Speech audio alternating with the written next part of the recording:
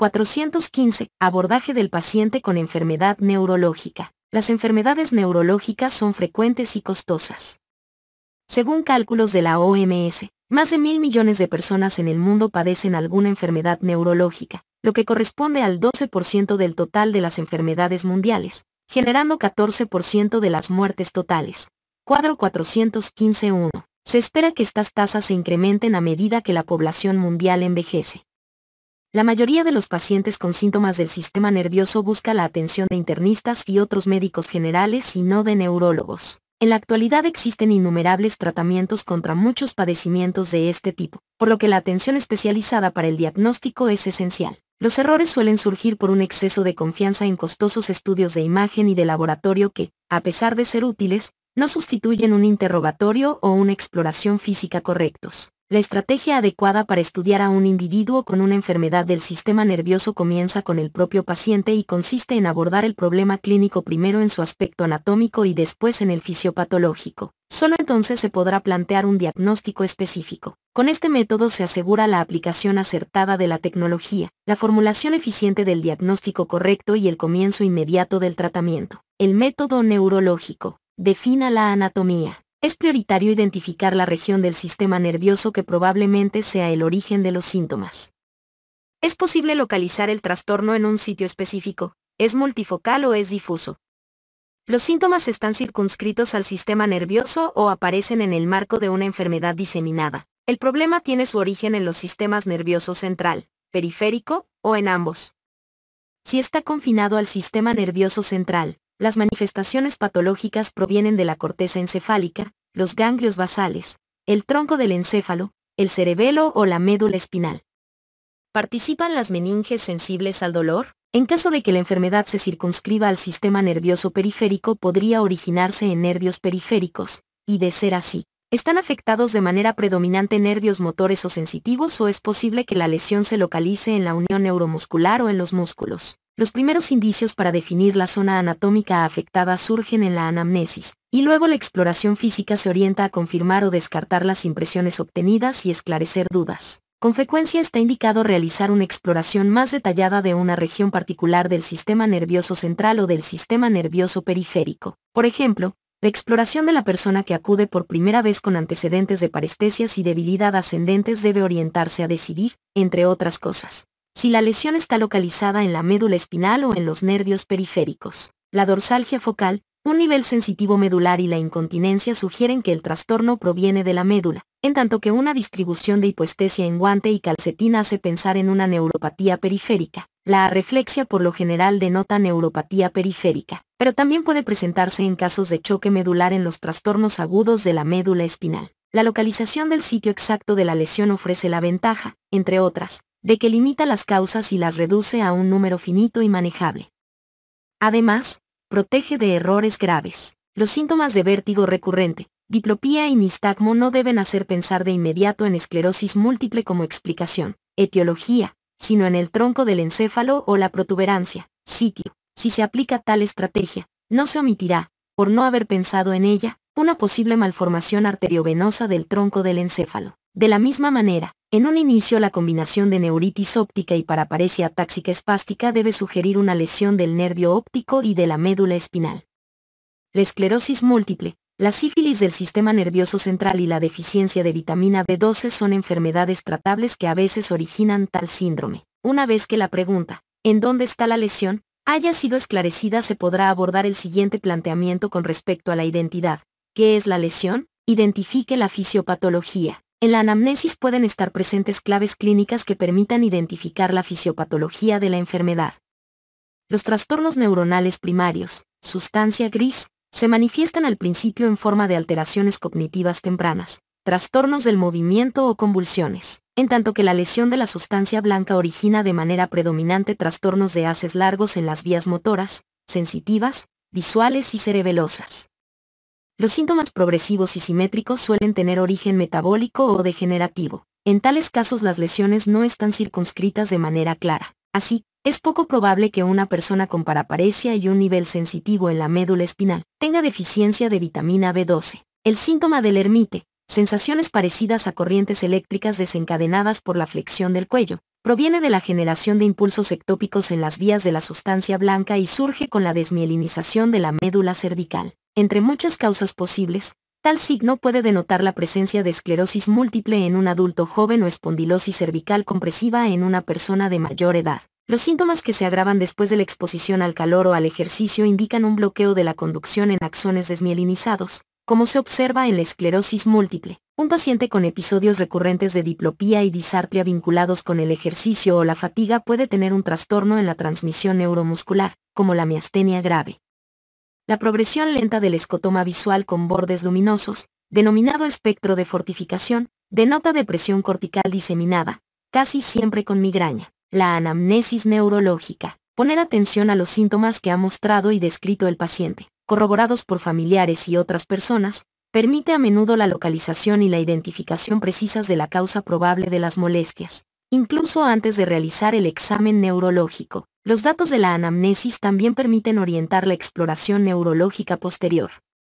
Es importante investigar cada dato hasta donde sea posible para dilucidar el sitio de la lesión, los aspectos fisiopatológicos probablemente implicados y las causas posibles. Por ejemplo, en el caso de una persona que señala debilidad del brazo derecho, ¿cuáles son las manifestaciones clínicas acompañantes? Tiene dificultad para cepillarse el cabello o elevar la extremidad, debilidad proximal, abrocharse los botones de la camisa o abrir un recipiente con tapa giratoria, distal. Los vínculos negativos también son importantes. La persona con hemiparesia derecha sin deficiencia de lenguaje tal vez tenga una lesión en la cápsula interna, el tronco del encéfalo o la médula espinal, diferente de la del individuo con hemiparesia derecha y afasia, hemisferio izquierdo. Otros datos de la anamnesis incluyen: 1. Evolución cronológica de la enfermedad. Es importante determinar la fecha exacta de aparición de los síntomas y lo rápido de su progresión. Si una manifestación neurológica comienza en términos de segundos o minutos, ello indicará a menudo un trastorno vascular, una crisis epiléptica o una migraña, jaqueca. Los síntomas sensitivos de una extremidad que comienzan y se propagan en cuestión de segundos a zonas vecinas de la misma extremidad para pasar a otras regiones del cuerpo, hacen pensar en la presencia de una crisis. La evolución cronológica de los síntomas semejante pero más lenta que se acompaña de cefalea, náusea y perturbaciones visuales, sugiere migraña. La presencia de síntomas menos localizados, ya sea de inicio súbito o gradual, orienta hacia la posibilidad de una isquemia cerebral transitoria. La presencia de síntomas sensitivos positivos, como disestesias o sensaciones difíciles de describir, o movimientos involuntarios, hace pensar en un episodio convulsivo. A diferencia de ello, la pérdida transitoria de la función, síntomas negativos, permite suponer que se trata de isquemia cerebral transitoria. El inicio larvado en donde los síntomas aparecen, se estabilizan y luego evolucionan en horas o días también sugiere enfermedad vascular cerebral. El antecedente de remisión o regresión transitoria denota que tal vez la alteración se deba a isquemia y no a hemorragia. La evolución gradual de los síntomas en el curso de horas o días sugiere un trastorno tóxico, metabólico, infeccioso o inflamatorio. Los síntomas progresivos que se acompañan de manifestaciones sistémicas como fiebre, rigidez de cuello y alteración del nivel de conciencia orientan hacia la posibilidad de un proceso infeccioso. Los síntomas recidivantes y remitentes que afectan niveles diferentes del sistema nervioso hacen pensar en esclerosis múltiple u otros cuadros inflamatorios.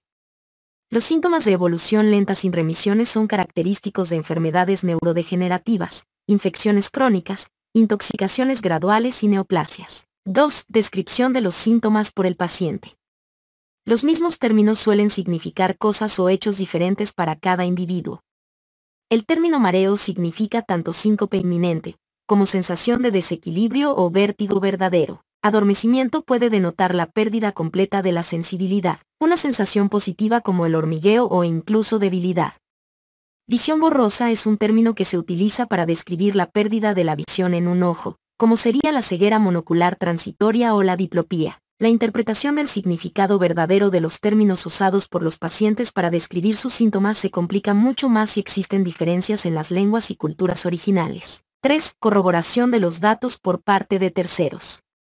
Casi siempre es conveniente obtener información complementaria de los familiares, los amigos u observadores, para corroborar o ampliar la descripción hecha por el paciente. La amnesia, la afasia, la pérdida de la introspección, Las intoxicaciones y otros factores reducen la capacidad del sujeto para comunicarse de forma normal con el explorador o le impiden señalar los factores que contribuyeron a la enfermedad. Los episodios de pérdida de conciencia obligan a solicitar a los observadores que aporten detalles para saber con exactitud lo que ocurrió durante el hecho. 4. Antecedentes familiares.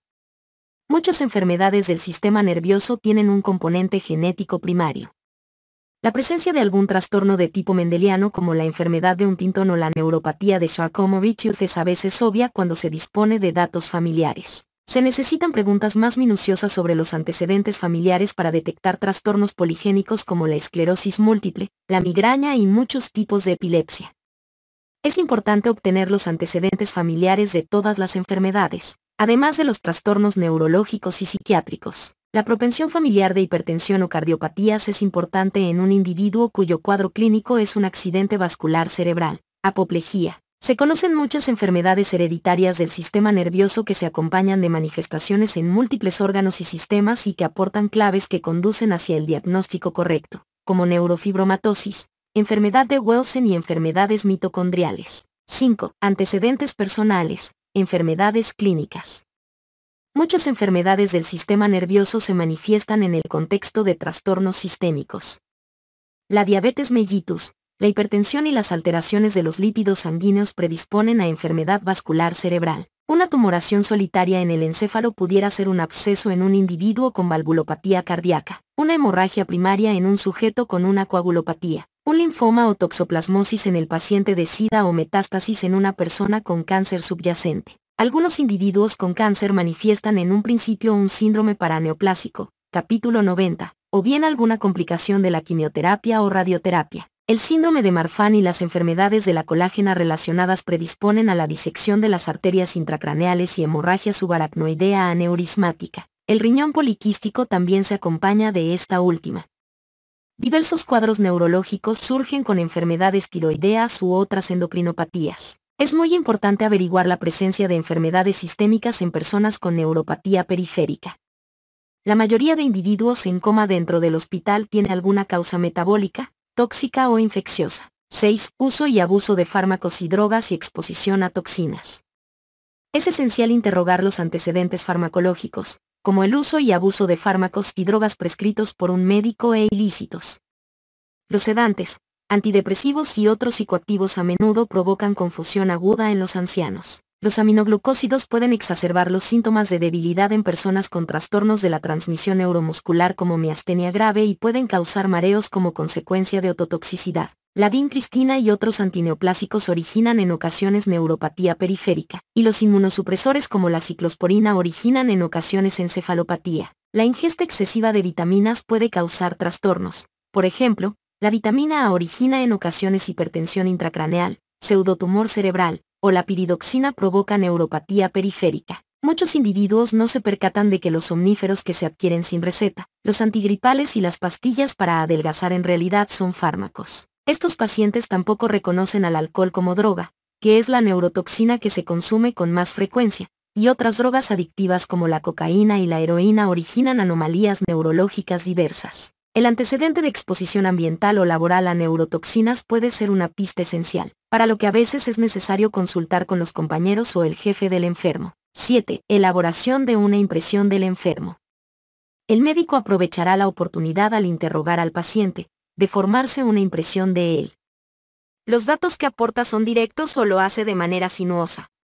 Muestra signos de ansiedad, depresión o hipocondriasis. ¿Hay alguna clave que oriente hacia defectos del lenguaje, la memoria, introspección o comportamiento? La valoración neurológica comienza en cuanto el paciente llega al consultorio y se hace la presentación inicial. La exploración neurológica. La exploración del sistema nervioso es una tarea desafiante y compleja. Tiene muchos componentes y se necesitan habilidades y conocimientos teóricos y prácticos que se adquieren solo después del empleo repetido de las mismas técnicas en un gran número de personas con enfermedades neurológicas o, sin ellas. Dominar en forma absoluta la exploración completa del sistema nervioso tiene importancia solo para los neurólogos y especialistas afines. Sin embargo, es indispensable que todos los médicos clínicos y en particular los médicos generales, conozcan los aspectos básicos de la misma, en especial las técnicas que son eficaces para descartar o detectar cualquier disfunción. No existe una sola secuencia aceptada de manera unánime para realizar la exploración, pero muchos comienzan con una valoración del estado psíquico, a la que sigue la revisión de pares craneales, aparato motor y sensitivo, coordinación y marcha. Ya sea la exploración básica o integral, es importante realizarla de forma ordenada y sistemática para evitar errores y omisiones graves. De esta manera, la mejor forma de obtener experiencia en cuanto a la exploración es escoger una estrategia personal, practicarla con frecuencia y realizarla siempre de la misma manera. En la exploración neurológica que se describe a continuación, se mencionan las partes más frecuentes, con énfasis particular en los componentes que, según los expertos, son más útiles para valorar e identificar los problemas más comunes del sistema nervioso. Cada sección incluye también una descripción somera de la exploración mínima necesaria para la identificación inicial y adecuada de anomalías en una persona que no tiene síntomas que sugieran una disfunción neurológica. El examen inicial de cribado que se realiza según se expone a continuación concluye en 3 a 5 minutos. Las demostraciones en video del examen para detección neurológica, V6, y el examen neurológico detallado, V7, se encuentran en la colección de video de Harrison incluida en este libro. Vale la pena destacar algunos aspectos de la exploración. En primer lugar, al registrar las observaciones, es importante describir lo que el médico detectó y no utilizar un término indefinido, como sería el paciente emitió un quejido al frotarle el esternón, en vez de mostró respuesta disminuida. En segundo lugar, las anomalías sutiles del sistema nervioso central se detectan mejor si se compara la ejecución de tareas por parte del paciente, que requieren la activación simultánea de ambos hemisferios cerebrales. Por ejemplo, obtener el movimiento de pronación con los brazos en extensión total y los ojos cerrados. Extinción en un lado del estímulo táctil leve aplicado en ambos lados y con los ojos cerrados, o disminución de la oscilación del brazo o asimetría leve durante la marcha. En tercer lugar, si algunas actividades desencadenan la molestia o síntoma, habrá que reproducirlas en el consultorio. Si el individuo se queja de mareo cuando gira la cabeza en una dirección, se le pedirá que lo haga y se buscarán signos acompañantes durante la exploración, como serían nistagmo o dismetría. Si el individuo siente dolor después de caminar 2 cuadras, se le pedirá que salga del consultorio, que camine dicha distancia y que vuelva de inmediato, y se repetirán las partes importantes de la exploración. Por último, el médico debe adaptar los métodos que conoce al problema del enfermo para valorar los cambios que suceden con el tiempo. Algunos ejemplos son: caminar 7.5 metros de distancia, normal, 5 a 6 segundos, observar si necesita ayuda, percusión repetitiva de los dedos de la mano o del pie, normal, 20 a 25 percusiones en 5 segundos, o la escritura manual. Exploración del estado psíquico. Como mínimo, durante la entrevista el examinador intentará detectar problemas de la comunicación y valorar si el paciente tiene memoria e introspección de hechos pasados y recientes. La exploración del estado psíquico inicia cuando el médico ve y habla con el enfermo. Si en la anamnesis existen dudas o preocupación por anomalías de la función cortical superior o si se detectan problemas de la esfera cognitiva durante la anamnesis, convendrá la valoración detallada de las funciones corticales superiores. Es importante tener en cuenta la capacidad del sujeto para entender el lenguaje usado en la exploración, sus antecedentes culturales y experiencia académica, problemas sensitivos o motores u otros cuadros coexistentes para valorar la aplicabilidad de los métodos diagnósticos e interpretar los resultados. El mini-examen de Folstein de las funciones cognitivas es un estudio estandarizado de screening de la función cognitiva, fácil de aplicar y que requiere menos de 10 minutos. Capítulo 25. Utilizando cifras ajustadas por edad para definir el rendimiento normal, la sensibilidad es de casi 85% y la especificidad es de 85% para establecer el diagnóstico de demencia moderada o extensa, en especial en individuos con elevado nivel educativo. Si se dispone de tiempo, el mini-examen del estado mental es uno de los mejores métodos para verificar la función cognitiva actual del enfermo y sirve como una valoración inicial con la que comparar evaluaciones posteriores del mismo examen. Los elementos individuales de la exploración de las funciones cognitivas se subdividen en nivel de conciencia, orientación, habla y lenguaje, memoria, fondo de información, introspección y juicio, pensamiento abstracto y cálculo. El nivel de conciencia es el grado de percepción que la persona tiene de sí misma y del entorno y varía desde la conciencia plena hasta el coma. Si el individuo no está del todo consciente, el explorador debe describir las respuestas con el estímulo mínimo necesario para desencadenar una reacción que va desde órdenes verbales hasta un estímulo breve y doloroso como la presión del músculo trapecio. Es importante distinguir entre las reacciones dirigidas hacia el estímulo y que denotan cierto grado de función encefálica intacta. como sería abrir los párpados y mirar al examinador o apartar una extremidad para alejarla del estímulo doloroso, y las respuestas reflejas de origen medular, como la respuesta de la triple flexión que incluye la flexión del tobillo, la rodilla y la cadera en reacción a un estímulo doloroso del pie. La orientación se valora al solicitar a la persona que diga su nombre, lugar donde se encuentra, día de la semana y fecha. El sentido del tiempo es uno de los primeros elementos que se deterioran en diversos trastornos. El habla se valora al observar la articulación, la rapidez, el ritmo y la prosodia, como serían los cambios en el tono y la acentuación de sílabas y palabras. El lenguaje se valora al observar el contenido de la expresión verbal y escrita, la reacción a órdenes verbales y la capacidad de leer. La prueba típica consiste en solicitar a la persona que diga los componentes de su atuendo, un reloj o una pluma, que repita la frase ni sí, ni no, ni pero o bien en un trigal había 3 tigres, que siga una orden verbal de 3 pasos, que escriba una oración y lea y responda a una orden escrita. La memoria debe analizarse con base a 3 escalas de tiempo. 1. La memoria inmediata se evalúa mediante una lista de 3 ítems y pedir al paciente que la repita de inmediato. 2. Para valorar la memoria a corto plazo se solicita a la persona que recuerde 5 y 15 minutos más tarde, los mismos 3 ítems. Y 3. La memoria a largo plazo se estudia al valorar la capacidad del paciente para relatar una historia cronológica coherente de su enfermedad o situaciones personales. El fondo común de información se valora al plantear preguntas de hechos históricos, actuales e importantes con atención al nivel académico y experiencias vitales. Las anomalías de la introspección y el juicio, criterio personal, se detectan durante la entrevista y se puede profundizar si se pide al paciente que describa la forma como reaccionaría a situaciones diversas. Por ejemplo, ¿qué haría usted si se hallara una cartera en la banqueta? El pensamiento abstracto se valora solicitando a la persona que describa semejanzas entre diversos objetos o conceptos. Por ejemplo, manzana y naranja, escritorio y silla, poesía y escultura, o que menciona objetos que poseen los mismos atributos, como una lista de animales cuadrúpedos. La capacidad de cálculo se valora al pedir al individuo que realice una operación aritmética adecuada para su edad y nivel de enseñanza, como sería la resta seriada de 7 al número 100 o de 3 al número 20, o problemas aritméticos sencillos. Exploración de pares craneales. Como mínimo, revisar fondo de ojo, campos visuales, diámetro y reactividad de las pupilas, movimientos extraoculares y de la cara. Los pares craneales se estudian mejor en orden numérico, excepto al agrupar tercero, cuarto y sexto por tener función similar. Primer par, olfatorio. Por lo general no se estudia el nervio olfatorio, salvo que se sospeche alguna enfermedad de la porción inferior del lóbulo frontal, como un meningioma. Con los ojos cerrados se pide a la persona que huela alguna sustancia moderadamente olorosa como un dentífrico o café y que la identifique. Segundo par, óptico. El médico valorará la agudeza visual, corregida con gafas o lentes de contacto, y para ello utilizará una tabla de Snellen o un cartelón semejante.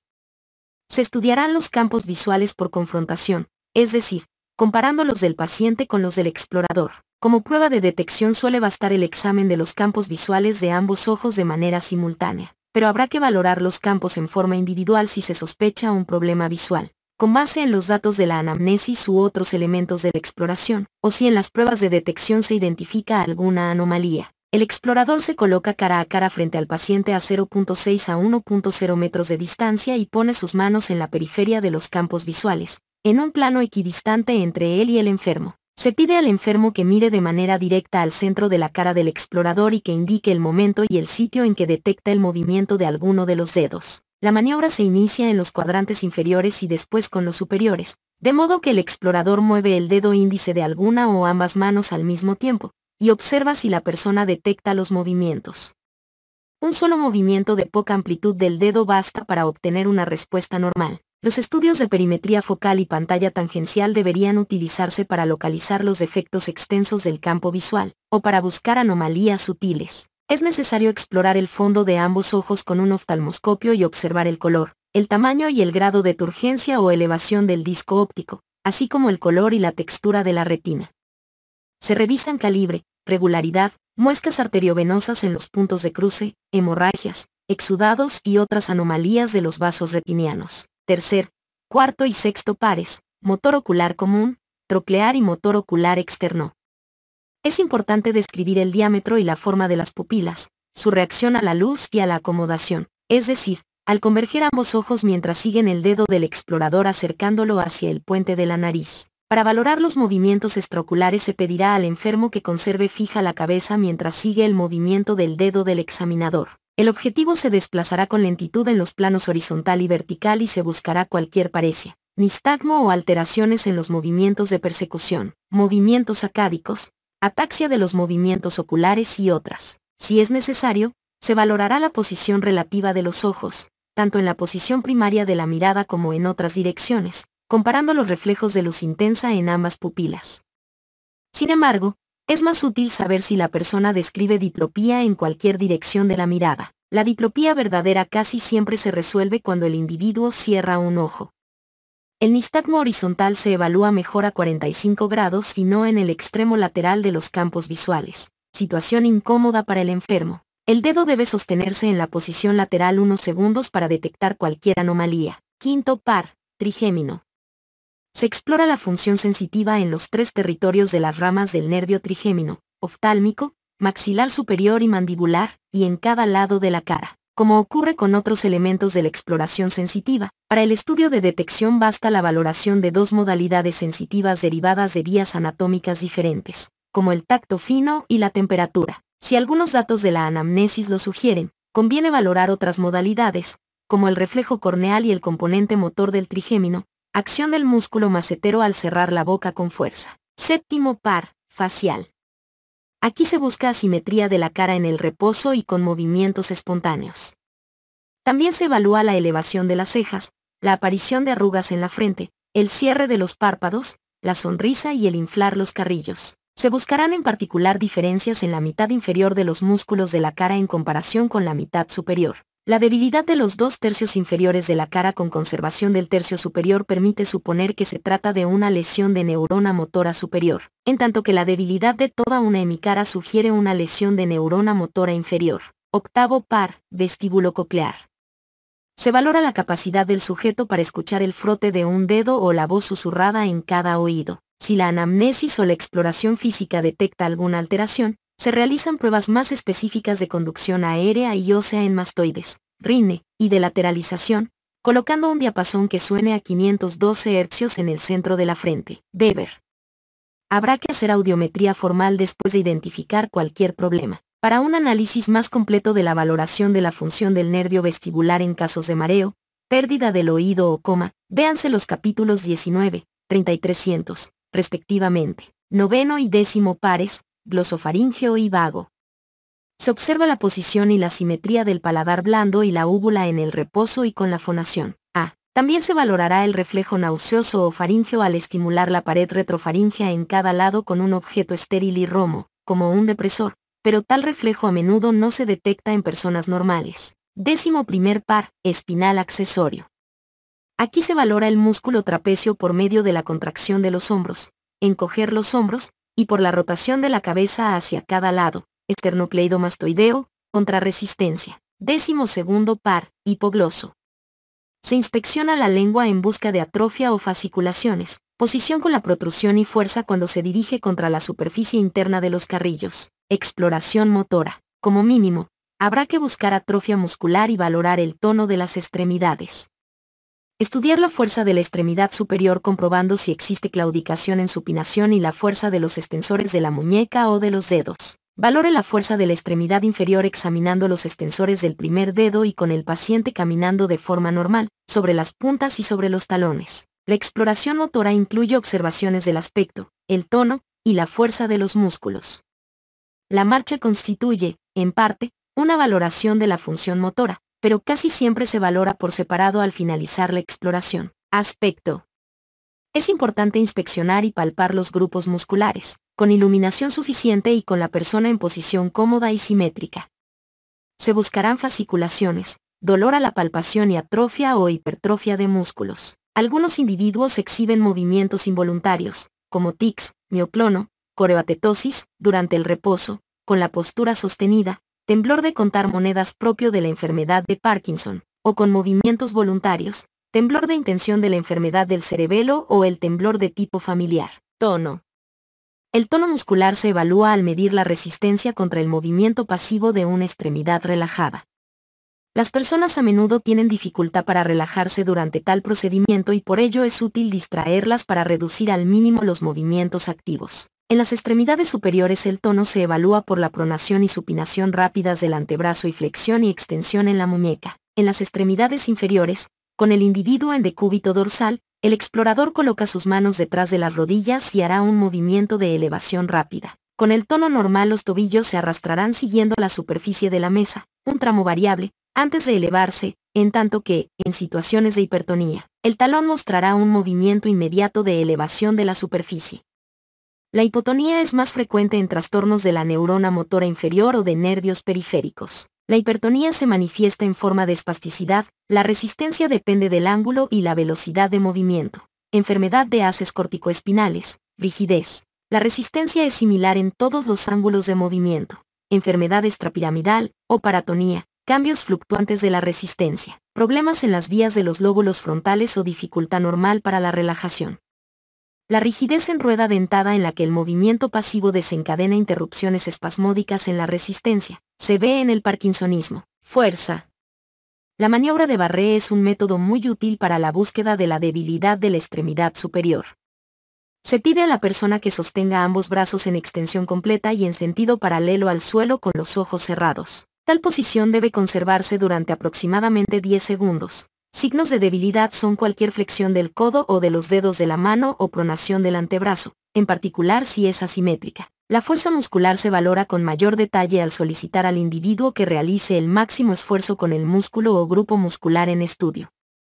Es importante aislar los músculos en la medida de lo posible, es decir, sostener la extremidad de manera que solo los músculos de interés se activen. También es conveniente palpar músculos accesibles a medida que se contraen.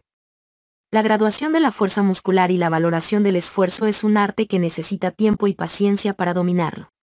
Por costumbre la fuerza muscular se clasifica de acuerdo con la siguiente escala. 0 igual a ausencia de movimiento. 1 igual a indicios leves o aislados de contracción, pero ningún movimiento concomitante en alguna articulación. 2 igual a el sujeto mueve el miembro si se elimina la fuerza de gravedad. Sobre plano. 3 igual a el sujeto mueve el miembro contra la gravedad, pero no contra la resistencia. 4 menos igual a movimiento contra un grado pequeño de resistencia. 4 igual a movimiento contra resistencia moderada. 4 más igual a movimiento contra resistencia intensa. 5 igual a potencia completa. Sin embargo, en muchos casos es más práctico utilizar los términos siguientes. Parálisis igual a ausencia de movimiento. Debilidad intensa igual a movimiento después de eliminar la fuerza de gravedad. Debilidad moderada igual a movimiento contra la gravedad, pero no contra resistencia leve. Debilidad leve igual a movimiento contra resistencia moderada. Potencia completa. Observar el patrón de debilidad es tan importante como evaluar su magnitud.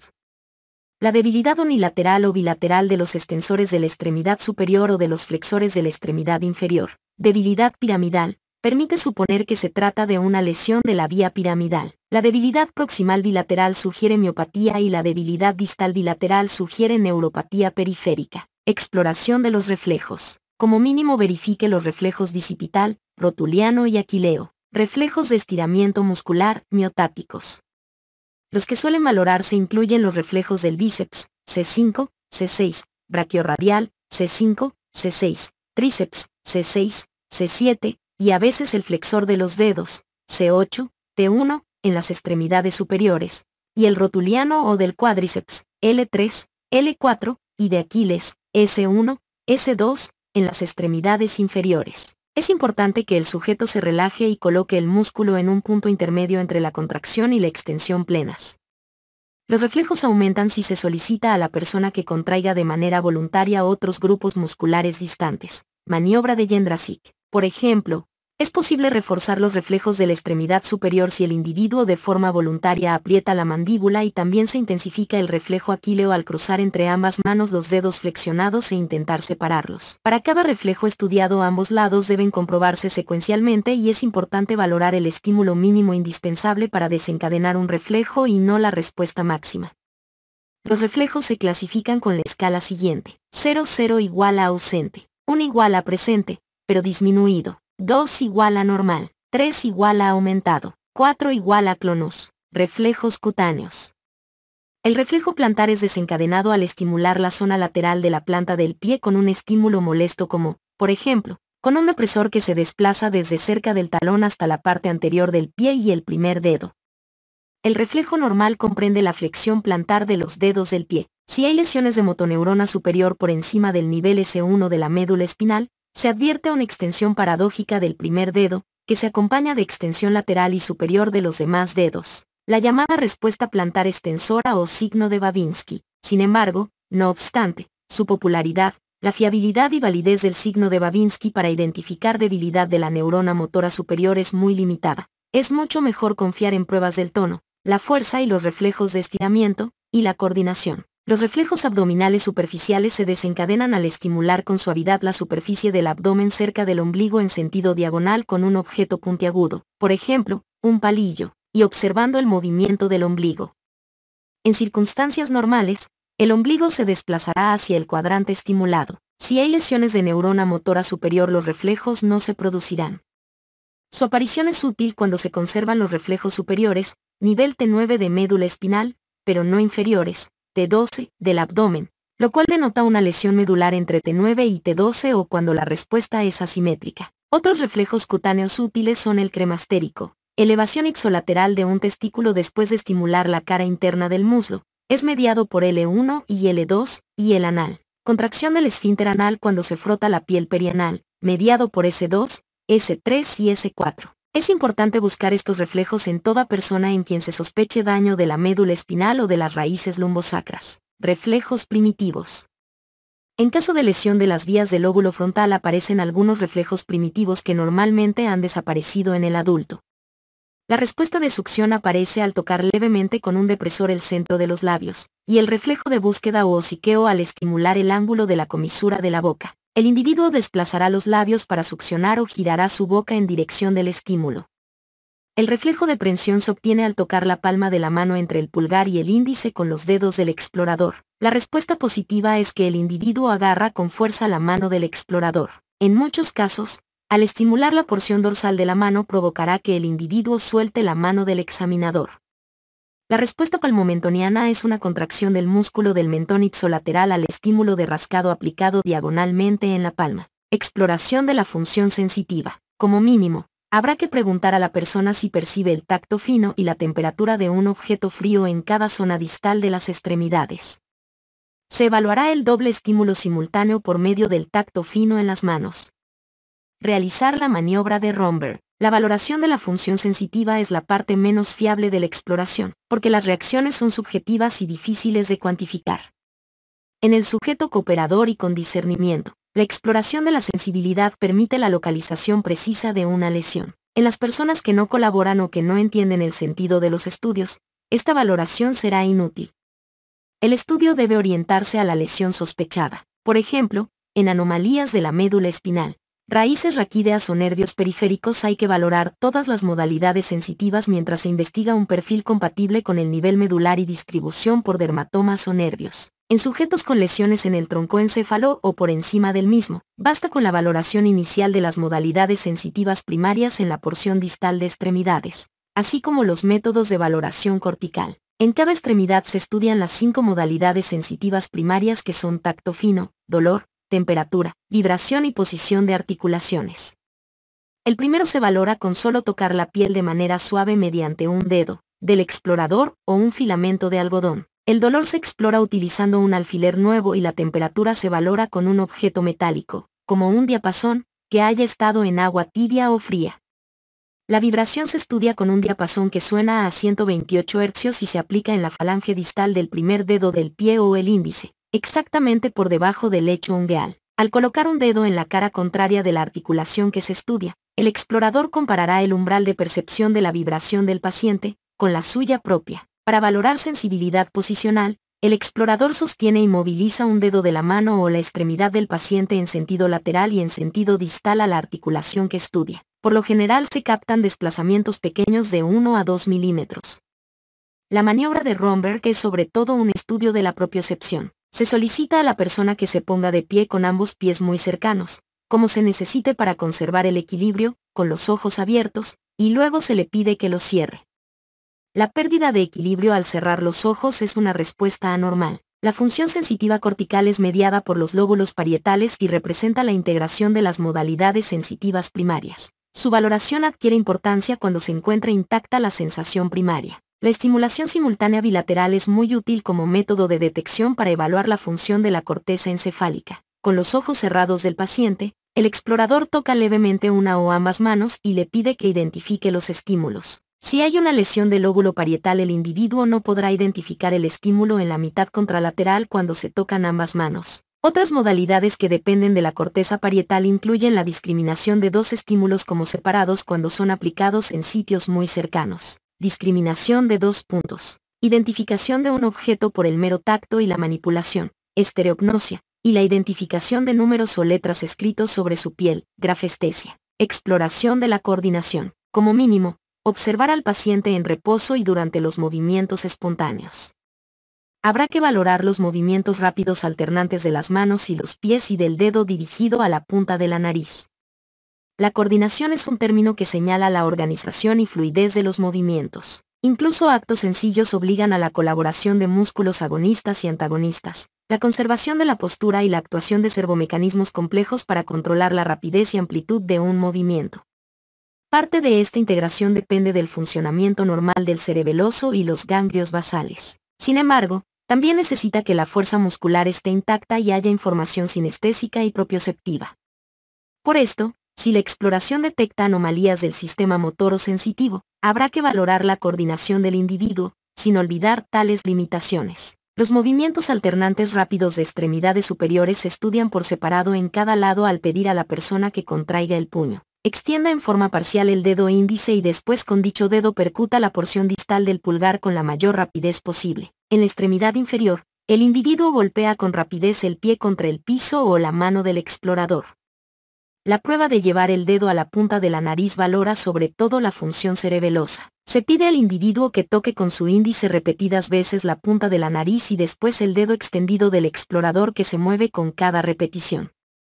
Un método semejante en la extremidad inferior es pedir a la persona que eleve la pierna y toque el dedo del explorador con el primer dedo del pie. Otro estudio para valorar la función cerebelosa en las extremidades inferiores es la maniobra de tobillo-rodilla-borde tibial. En decúbito dorsal la persona desliza el talón de cada pie desde la rodilla pasando por el borde tibial de la otra pierna.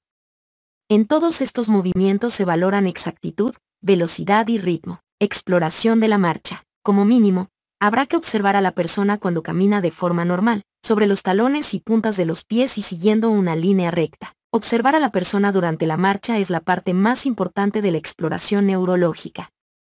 La marcha normal demanda la participación de innumerables sistemas, como fuerza, sensibilidad y coordinación, que actúan de forma muy integrada. Es posible identificar ciertas anomalías inesperadas que obligan al explorador a volver con mayor detalle a otros aspectos de la exploración. El paciente debe ser observado durante la marcha y los giros normales, cuando camina sobre los talones y sobre la punta de los dedos y cuando sigue una línea recta alternando el talón de un pie con los dedos del otro. En la exploración se observa en ocasiones disminución de la oscilación del brazo en un lado, lesión de vías corticoespinales, una postura encorvada y una marcha de pasos cortos, parkinsonismo, una marcha inestable de base amplia, ataxia, marcha en tijeras, espasticidad, u otra marcha con golpeteo de los pies y elevación exagerada de la pierna, enfermedad de columna posterior o nervios periféricos, o la persona parece estar anclada al suelo, apraxia con enfermedad del lóbulo frontal. Diagnóstico neurológico. Se interpretan los datos clínicos obtenidos en la anamnesis y la exploración física para identificar algún sitio anatómico que explique mejor las alteraciones clínicas.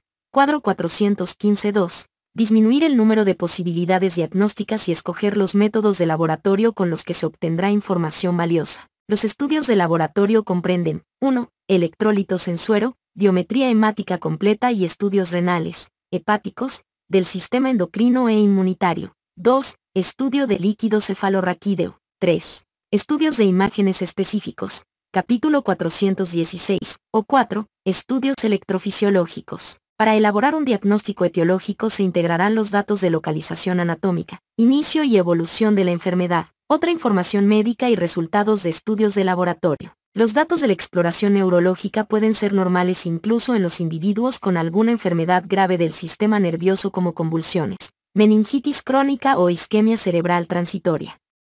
Es posible que un sujeto comatoso ingrese sin antecedentes disponibles y en estos casos se sigue la estrategia descrita en el capítulo 300. En otros enfermos, la anamnesis insuficiente se sustituye por una serie de exámenes, los cuales ayudan a deducir la evolución de la enfermedad. En casos difíciles es útil recordar que son más probables las manifestaciones inusuales de trastornos comunes que las etiologías extrañas. Por lo anterior, incluso en las instituciones de atención terciaria, las apoplejías múltiples suelen provenir de émbolos y no de vasculitis, y la demencia senil con mioclono por lo regular denota enfermedad de Alzheimer y no enfermedad por priones ni una anomalía paraneoplásica. Por último, la labor más importante de un médico general que atiende a una persona con un nuevo signo neurológico es valorar la urgencia con que le enviará a un especialista. En estos casos es importante identificar con rapidez a los individuos que quizá tengan infecciones del sistema nervioso, ictus y compresión de médula espinal agudas u otras tumoraciones tratables y preparar los medios para su atención inmediata.